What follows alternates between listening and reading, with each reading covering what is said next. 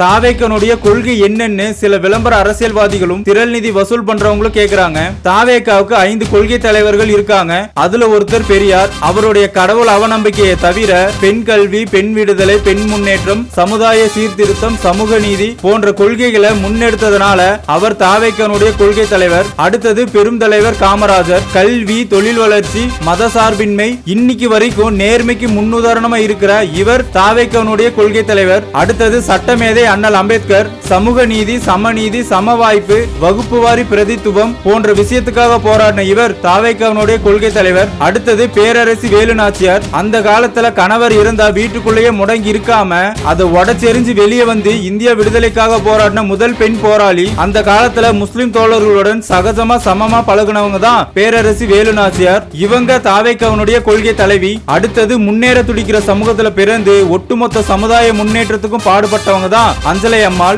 இவங்க நிறைமாத கர்ப்பிணியா இருக்கும் போதே தைரியமா போராட்டத்துல கலந்துகிட்டு கைதாகி பரோல்ல வெளியே வந்து குழந்தைய பெற்றெடுத்துட்டு மறுபடியும் தில்லா சிறைக்கு போனவங்க தான் தாவேக்காவுடைய கொள்கை தலைவி. இப்ப நான் சொன்ன எல்லாமே தளபதி ஏற்கனவே சொல்லியிருக்காரு. இருந்தாலும் சில தற்குறிகளுக்காக நான் மறுபடியும் சொல்லியிருக்கேன்.